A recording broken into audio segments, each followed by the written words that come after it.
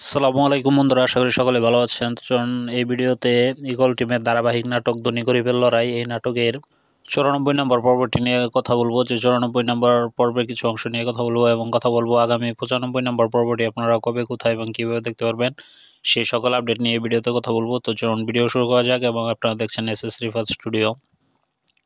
তো এই নাটকে প্রথমে কথা বলি যে 94 নাম্বার পর্বে আমরা মূল যে বিষয়গুলো দেখতে পেয়েছিলাম সেই বিষয়টি নিয়ে প্রথমে কথা বলি। তো মূল বিষয়গুলোর মধ্যে আমরা দেখতে পেয়েছিলাম যে সুলতানাকে আমরা মরল বাড়িতে যাওয়ার জন্য সে লতিফের সাথে কথা বলে এবং সে লতিফ তার সাথে যেতে চাইলে সে না করে এবং সে একাই মরল বাড়িতে চলে যায় এবং মরল বাড়িতে যাওয়ার পর যখন মিনা আর সুলতানা সে তার কাপড় চোপড় ব্যাগে ঢুকাতে থাকে, তো তখন আমরা দেখতে পাই যে সেখান থেকে আলাল এবং দুলালের বউ সেখানে এসে বাধা দেয় এবং তখন মিনা সুলতানা মিনাকে বলে যে দরজাটা বন্ধ করার জন্য এবং মিনা সাথে সাথে গিয়ে দরজাটা বন্ধ করে দেয় এবং পরবর্তীতে আমরা বাহির থেকে শুনতে পাই যে ভিতরে অনেক চিল্লাপাল্লা হচ্ছে এবং কিছুক্ষণ পর মিনা দরজা খুলে দিলে আমরা দেখতে পাই যে সুলতানা তাদের আলাল এবং দুলালের বউকে মারে এবং সেখানে তারা পড়ে থাকে।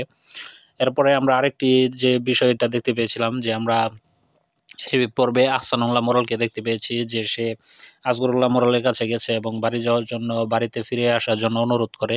তো তখন আসগরুল্লাহ মোড়ল একটু ভাব নিয়ে এসে করে। তার পরবর্তীতে যখন মিজান এবং সালাম তাকে অনুরোধ করে, তো তখন আহসানুল্লাহ মোড়ল বলে যে যেহেতু সবাই অনুরোধ করছে তাহলে আমি বাড়িতে যাচ্ছি। তো আসগরুল্লাহ মোড়ল যেটা চেয়েছিল সেটা সে তার হয়েছে, তার সে হয়েছে।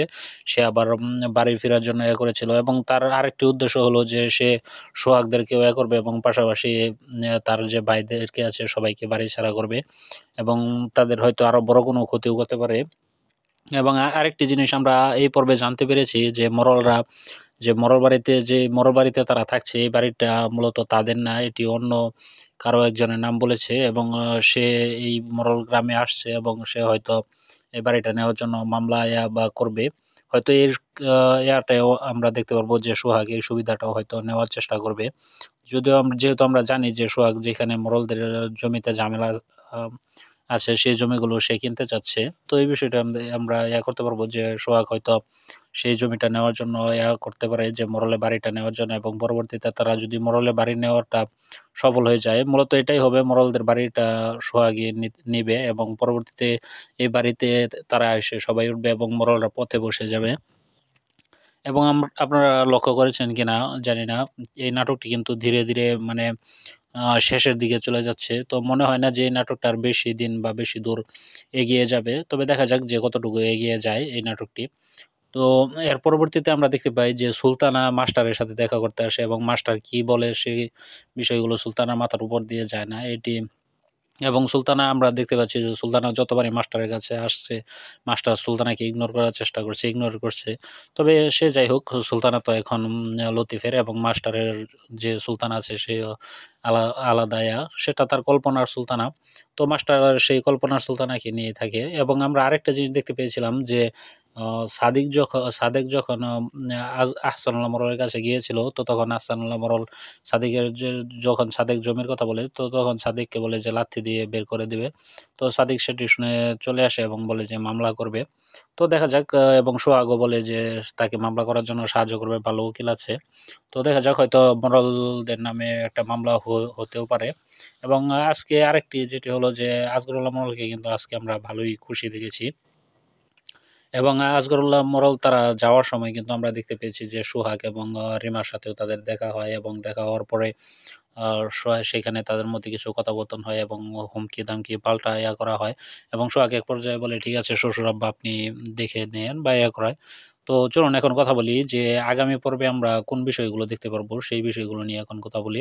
তো আগামী পর্বে আমরা যে বিষয়গুলো দেখতে পারবো, সেই বিষয়গুলোর মধ্যে আমরা মূলত দেখতে পারবো যে আগামী পর্বে আসগরুল্লাহ মোড়ল, আহসানুল্লাহ মোড়ল এবং তারা বাড়িতে যারা আছে তারা সবাই মিলে, আলাল সবাই মিলে প্ল্যান করবে। মানে মূলত প্ল্যানটা থাকবে আসগরুল্লাহ মোড়লেরই, যে আসগরুল্লাহ মোড়ল প্ল্যান করবে যে সুরুজের মাকে মেরে ফেলার জন্য এবং সেটি সুরুজের মা সরাসরি শুনতেও পাবে, কিন্তু সুরুজের মাকে তারা দেখতে পারবে না। এবং আগামী পর্বে আমরা এটিও দেখতে পারবো যে সুরুজের মা সে রিমা এবং সোহাগের কাছে বলবে যে হয়তো তার বিপদের কথা বলবে এবং পরবর্তীতে রিমা এবং সোহাগ সিদ্ধান্ত নেবে যেন সুরজ আর করিম মরলকে ছাড়িয়ে আনা যায়, এবং সেটির জন্য সে থানাতেও যাবে এবং সেখানে গিয়ে করিম মরল এবং সুরজের সাথে কথাও বলবে, এবং হয়তো এটিও বলতে পারে যে তাকে মেরে ফেলবে বা কিছু এরকমও বলতে পারে, যেহেতু আমরা সবাই জানি যে সুরজের মা ঠান্ডা মাথায় করার চেষ্টা করে, সবকিছু হ্যান্ডেল করার চেষ্টা করে। এবং থানায় গিয়ে সুরজের মা সুরজ এবং করিমরলকে বলবে যে একটা শর্তে রিমা তোদেরকে ছাড়িয়ে নেবে, তোরা আর রিমার পেছনে বা করিস না। তো তখন হয়তো তারা সেটার মধ্যে রাজি হবে, হয়তো করিমরল একটু গাড়ামি করতে পারে। তো তখন যখন গাড়ামি করবে তখন হয়তো সূর্যের মা সেই মুখ্য কথাটা বলবে, হয়তো এই বিষয়গুলো আমরা দেখতে পারবো। এবং আগামী পর্বে আরও অনেক কিছু আমরা দেখতে পারবো, যেরকম আমরা মাস্টারকে দেখতে পারবো যে সে তার কল্পনা সুলতানাকে নিয়ে তার সুলতানের সাথে কথা বলছে। এই বিষয়গুলোই আমরা আগামী পর্বে দেখতে পারবো। তো চলুন, এবং আগামী পর্বে আগামী 95 নম্বর পর্বটি আরও সুন্দর এবং ভালো হতে চলেছে। তো চলুন এখন কথা বলি যে আগামী 95 নম্বর পর্বটি আপনারা কবে, কোথায় এবং কীভাবে দেখতে পারবেন। তো আগামী 95 নম্বর পর্বটি আপনারা পেয়ে যাবেন আগামীকাল দুপুর 3টায় ঈগল ড্রামা সিরিজ ইউটিউব চ্যানেলে। এই চ্যানেলটিতে আপনারা পেয়ে যাবেন। তো এই ভিডিওটি এখানে শেষ করতে চলেছি। যদি ভিডিওটি আপনাদের কাছে ভালো লেগে থাকে অবশ্যই ভিডিওতে একটি লাইক দিবেন, এবং আমার চ্যানেলে নতুন দর্শক হয়ে থাকলে অবশ্যই চ্যানেলটি সাবস্ক্রাইব করবেন। তো সকলে ভালো থাকবেন, সুস্থ থাকবেন। কথা হবে পরবর্তী কোনো এক ভিডিওতে কোনো এক নাটকের আপডেট এবং রিভিউ নিয়ে। সে পর্যন্ত সবাই ভালো থাকুন, সুস্থ থাকুন। ধন্যবাদ। আল্লাহ হাফেজ।